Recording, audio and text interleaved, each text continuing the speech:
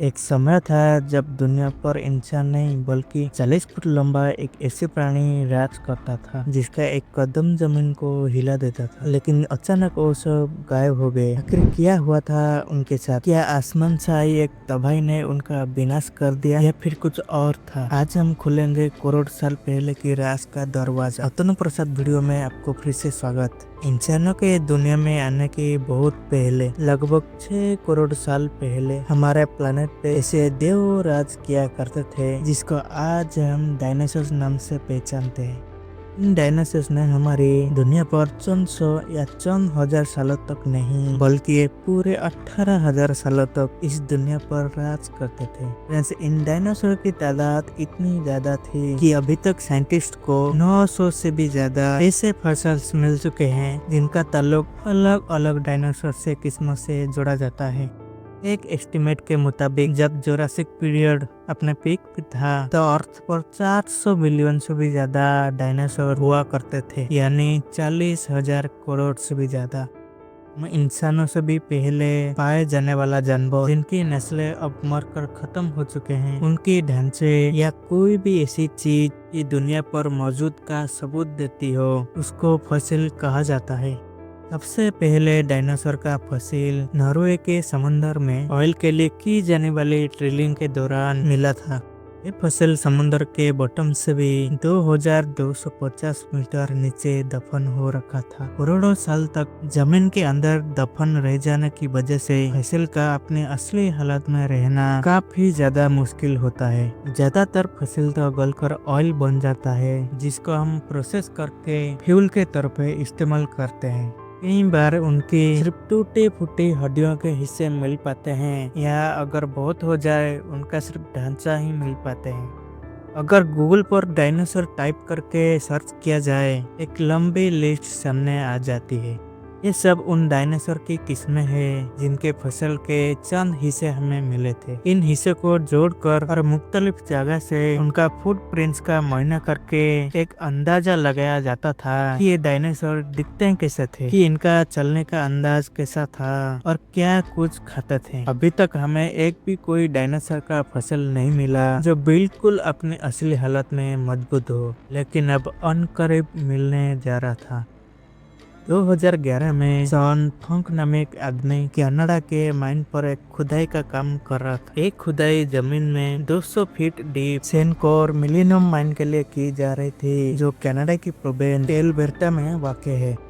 दोपहर के 1:30 बज रहे थे और खुदाई का काम जोरों शोरों से चल रहा था। वैसे तो वहाँ की मिट्टी बिल्कुल सॉफ्ट थी और इसी वजह से एक्सकवेटर को ज्यादा जोर नहीं लगाना पड़ रहा था, लेकिन फिर एक पॉइंट ऐसा आया एक्सकवेटर को अपना दांत मिट्टी में धंसाने के लिए जोर लगाना पड़ा। पहले तो सॉन्ग फंग जो कि एक्सकवेटर को ऑपरेट कर रहा था उसने समझा कि शायद उसके रास्ते में कोई बड़ा पत्थर आ गया है। जब उस पत्थर के ऊपर जोर लगाया गया तो सॉन को एक अजीबोगरीब पैटर्न जमीन में धंसा हुआ नजर आया। चारों तरफ डार्क ब्राउन मिट्टी और उसके बीच में एक ऐसा पैटर्न जिसके अंदर इस तरह की सर्कल बने हुए थे। ये मंजर देखकर सॉन की जगह कोई भी होता उसको देखने के लिए जरूर रुक जाता और एग्जैक्टली सॉन भी ऐसा ही किया।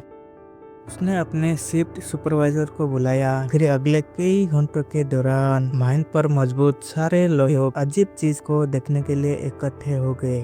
लेकिन फिर हकीकत से तो तब पर्दा उठा जब रॉयल टेरिल म्यूजियम से ताल्लुक रखने वाले डॉक्टर डॉलन हेंडरसन ने सीन में एंट्री मारी।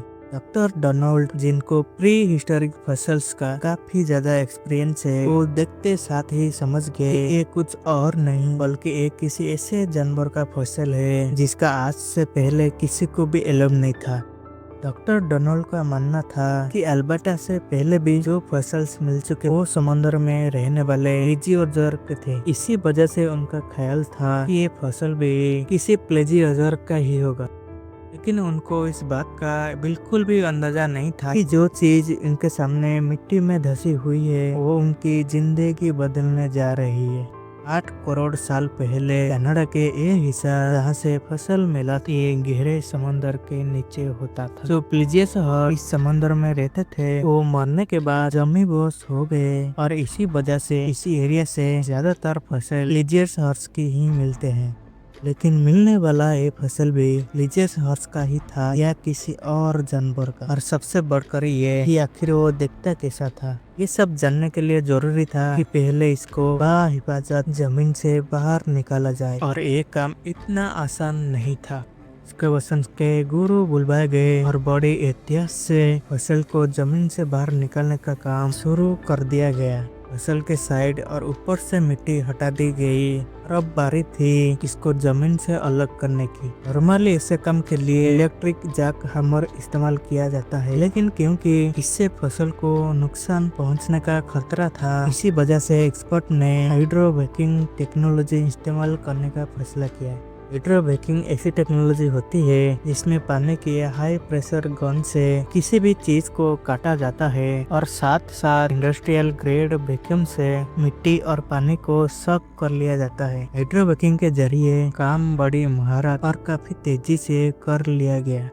अब जायंट पत्थर जिसके अंदर पत्थर मौजूद था वो जमीन से अलग हो चुका था और अब बारी थी उसको उठाकर ट्रक में लोड करने की। एक्सपर्ट का ख्याल था इसको क्रेन की मदद से उठाकर ट्रक में आसानी लोड कर दिया जाएगा, लेकिन कहीं न कहीं सबके दिल में ये डर जरूर था कि लिफ्टिंग के दौरान यही कुछ एबनॉर्मल ना हो जाए। और बिल्कुल वही हुआ जिसका डर था। जी हाँ, जैसे ही क्रेन ने फसल को ऊपर उठाने के लिए जोर लगाया तो वो एक ही झटके में 2 हिस्से में बट गया। ये देखते ही साइट पर मौजूद तमाम लोगों को तो जैसे सांप ही सूंघ गया।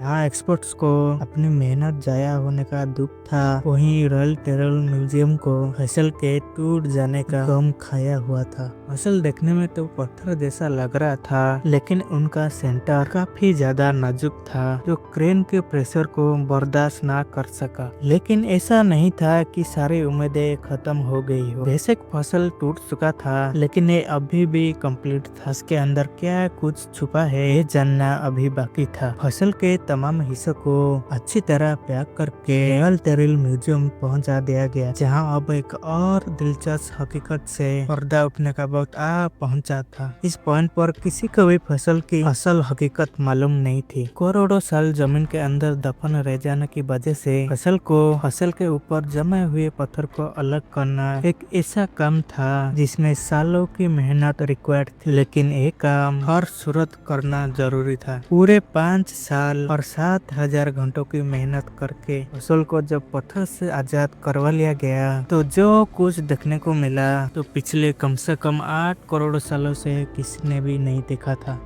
सारे पैलियोंटोलॉजिस्ट ये देखकर हैरान रह गए कि ये फसल किसी प्लेजियर्स का नहीं बल्कि ये तो डायनासोर का फसल है।